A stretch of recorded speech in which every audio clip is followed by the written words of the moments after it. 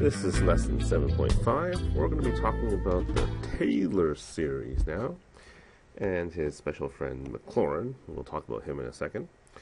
But remember how last section we looked at finding polynomial functions, and all of them could be written as power series because they were geometric series? Well, now let's take a look at some other functions that are not power series, but ones that are transcendental. So you know what those are. That's anything that can't be written with power x, like sine, e to the x, ln, that kind of stuff, right? So if I said we have a polynomial, p of x, and it's used to approximate some other function, f of x, then they must contain the same point with some x value, which I call c. So these two functions, the polynomial and this transcendental function, if you want them to be approximations of each other, they have to be talking about the same value of c, meaning p of c must equal to f of c. That's the start, right? The y values must be the same. Well, to get a better approximation, not only should the y values be the same, but they should have the same slope at that point. And that means, of course, that the polynomial slope, or p prime at c, should also equal f prime at c. And for greater accuracy, the second derivatives should be the same, and the third derivatives should be the same, and so on and so forth. Now, putting together all of this, we get the following Taylor polynomial expansion. What we're saying is if the function f of x has derivatives of all orders, meaning first, second, third, fourth, fifth, sixth, seventh, eighth, ninth, 10th derivative, and so on, it can be approximated by a polynomial function, shown below. So the polynomial function is defined as taking the y value, f of c, adding to that the derivative at c times x minus c, plus the second derivative at c divided by 2 factorial times x minus c squared. And notice the pattern, the triple derivative, or third derivative, divided by not 2 factorial, but 3 factorial, x minus c cubed, and so on. It generalizes to fn, meaning the nth derivative evaluated at c, divided by n factorial times x minus c to the power n. This is in a box. It's important. Memorize. Another thing to add to your list. This is called an nth degree or nth order Taylor polynomial, centered at the value of c, or what sometimes they say expanded at c. Now there's a special case when c equals to 0. So when c equals to 0, the Taylor polynomial is actually called the Maclaurin Polynomial. I guess they were friends and Maclaurin lost out, so he only got one at 0. Taylor got all the terms where c is not equal to 0. But nonetheless, the formula is very similar to above. The only difference is you're evaluating all your derivatives at 0, and instead of having x minus c, it's just x minus 0, which is just a regular x, or x squared, x cubed, x to the power n. Okay? Turn the page now, because we're going to use them. So, next page, it says, let's go ahead and use the definition of the Maclaurin polynomial to find a 5th degree Maclaurin polynomial for this transcendental function e to the x. So remember the Maclaurin polynomial from the previous page? That's just the following. F of x equals to, yes, it's f of 0. Remember Maclaurin is the c value 0, plus f prime of 0 times x plus f double prime of 0, and then you're going to be dividing by the factorials times x squared. If you think about it, you're just dividing by 1 factorial here anyways, right? And then plus f triple prime of 0 divided by 3 factorial times x cubed. And then, of course, plus, plus, plus, so on. We do it all to the nth derivative at 0 over n factorial x to the power n. That's the general form of the Maclaurin. But because we're only looking for the 5th degree polynomial, we'll stop at the power of 5. Now, what we're going to have to do is actually calculate all these things. So, what is f of 0? Well, first of all, what's f of x? Well, that's e to the x. So, f of 0 would be e to the 0, or the value of 1. So, here we go. I guess I can start writing it here. Okay, which is really there. So, 1 plus. Now, the next part is f prime of 0, so I guess I go back to my list here. What's the f prime, or the derivative of e to the x? Yeah, it's just e to the x. So thankfully this is also equal to 1. But it's now 1 times x, so I'll go 1x. I can continue this, and notice I gave you a lovely function because these are all the same. This is now 1 over 2 factorial times x squared. I'll just continue doing this.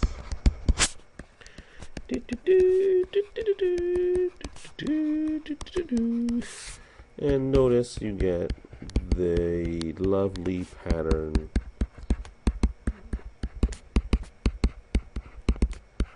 There you go. So, lo and behold, the polynomial of fifth order that's used to approximate the function e to the x is now just 1 plus 1x, or just x, plus x squared over 2 factorial, plus x cubed over 3 factorial, plus x4 over 4 factorial, plus x5 over 5 factorial. And notice, if you think you've seen this before, you have in the previous lessons. I believe it was lesson, I totally forgot right now. 7.4, I think it was. Probably 7.4 somewhere. I think we saw it somewhere before. Yeah, 7.4. Check back. Example 6, I think it was. Now, this approximation is pretty good for e to the x. But of course, if I want it to be exactly correct, then I need to actually continue the approximation to make it infinite. And then I go plus dot dot dot dot dot. So notice the difference now. If I actually want f of x, not the fifth order, but the actual expansion that makes it exactly equal to e to the x, I have to write down the same terms, but I have to do one extra thing at the end. Yeah, I like to write out the general term, so, by the way, that's dot dot dot. And then don't forget another dot dot dot to show that it is infinite.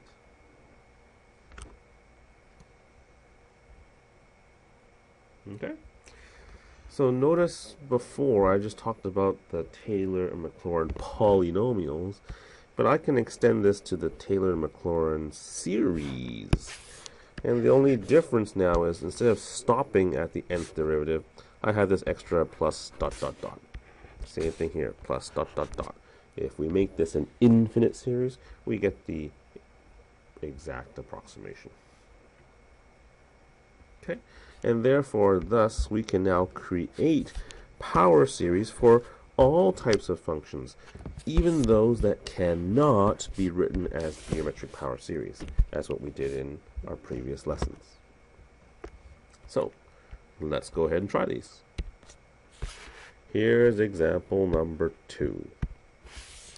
I'm going to ask you to use the definition of a Taylor polynomial to find the fourth order, so we're stopping at n to the power 4, and then extend it to the Taylor series, plus dot dot dot dot, right, of the function f of x equals to cosine x, and notice this one's centered at the value of pi, so I want the c value to be equal to pi. So once again, I'm going to just quickly write out the Taylor polynomial. I'll just write this as p of x, I think. Or, yeah, just p of x. I guess I want the fourth order, so I'll use that. By the way, sometimes people don't use p, sometimes people use the letter t for the Taylor polynomial. I just want you to recall that formula from the first page of our lesson today. I believe that was f of 0. Actually, not 0. I'll use f of c, sorry. Okay. Plus f prime of c times x minus c plus f double prime of c over 2 factorial times x minus c all squared plus f triple prime of c divided by 3 factorial x minus c all cubed, and then the fourth derivative divided by 4 factorial x minus c to the power 4. I'm asking you to write it out a few times because I think that's a good way of trying to help you memorize. Notice I have to now evaluate all these things. I need all these functions and the derivatives. So since f of x is cosine of x, its derivative is negative sine x. Its derivative, of course, is negative cosine of x. Keep going. Its derivative is sine x, and its derivative is cosine x. Okay? Because this is centered at pi, I'm going to evaluate each of these at pi. So cosine of pi, oh, math 12 again. Cosine of pi, that's negative 1. Negative sine of pi, that's just 0.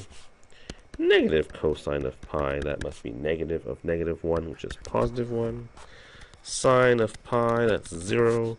And cosine of pi, once again, negative 1. So, if I want to use the polynomial now, it's f of c, and that is my first term, negative 1. Then I'm going to add to it, what did I say here? We just did that part, right? So now I'm going to do this one. So that would be the first derivative at c, which is 0, times x minus c, which is x minus pi. Then we'll do the next one, the double prime. So we'll add to that the double prime. It's just 1 over 2 factorial times x minus pi, all squared. We'll do the third one now, which is just 0 over 3 factorial of x minus pi cubed. And then plus f prime of 4, which is negative 1 over 4 factorial x minus pi to the power of 4. And just rewriting this a little bit nicer then. Here we go, negative 1. This 0 we don't have to write down. That's just 1 over 2 factorial. I'll write this actually as x minus pi all squared over 2 factorial. That one disappears, and now it's a minus x minus pi to the power of 4 over 4 factorial. Okay? And because this f of x represents the series, what must I do here? Yes, don't forget plus dot dot dot. The pattern goes on forever. Okay?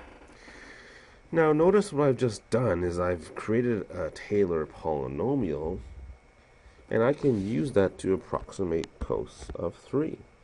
So using the P4x1, this one up here, I can say cosine of 3 just becomes negative 1 plus 3 minus pi all squared over 2 factorial minus 3 minus pi to the power of 4 over 4 factorial. And I'll stop because this is the 4th degree Taylor polynomial. We can calculate this on the calculator now. Bring out your calculator. I'll bring out mine. So that's negative 1 plus bracket 3 minus pi all squared divided by 2 factorial. I know it's just 2. Minus then 3 minus pi to the power of 4 divided by 4 factorial, and I know that's 24. You get the lovely answer, negative 9.899999.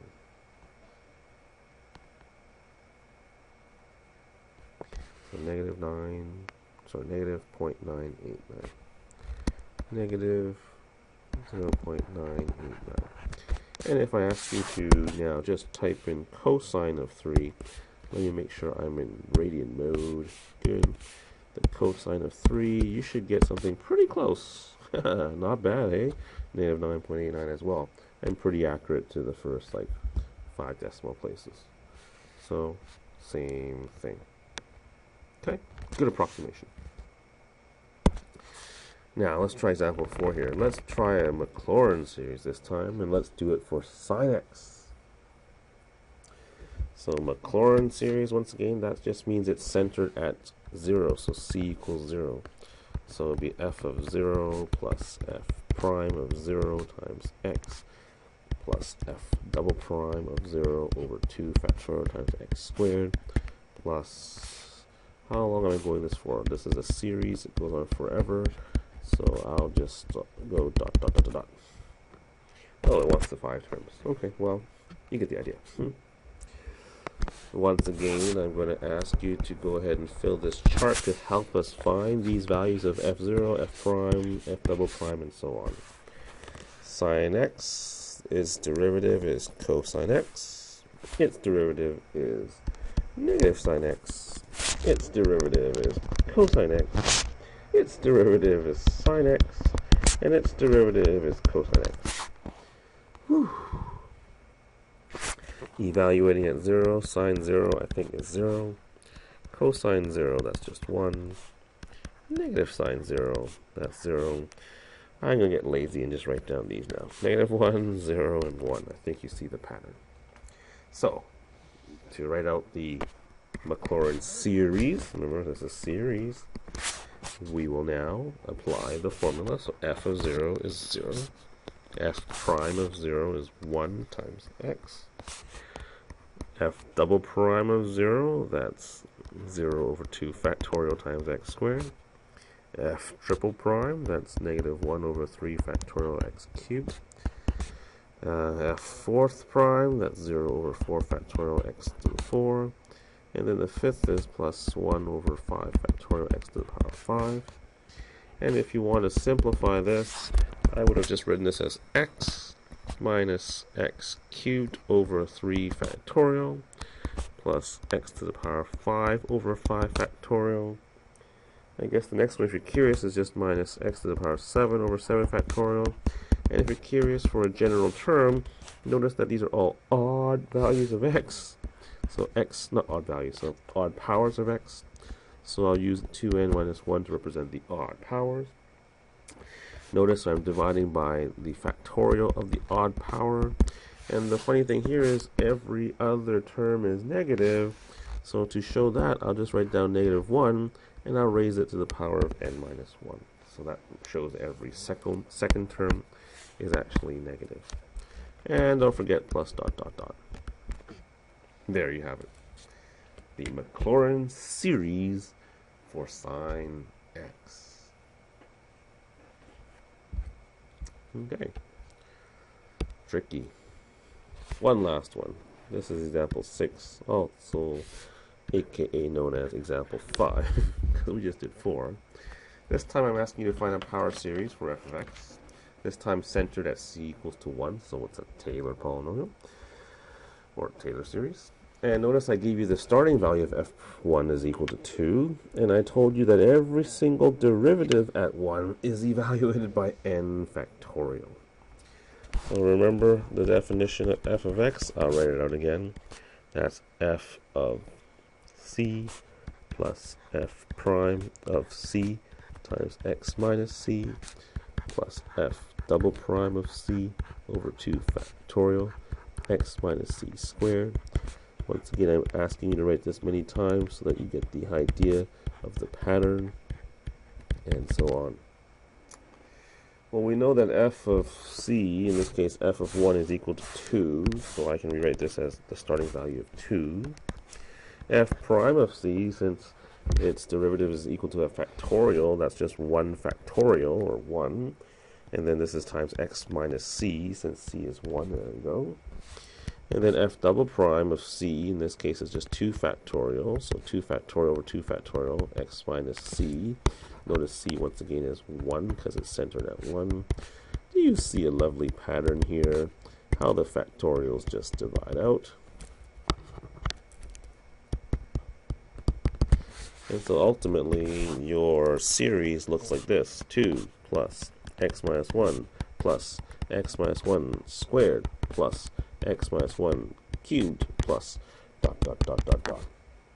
And if you wanted to write it with a summation notation, you can just rewrite these terms as the sum of n equals to 1 to infinity of x minus 1 to the power of n. Okay, that's it. It's your turn to practice again. Or watch the video again if you just didn't learn the first time. Okay, see you soon.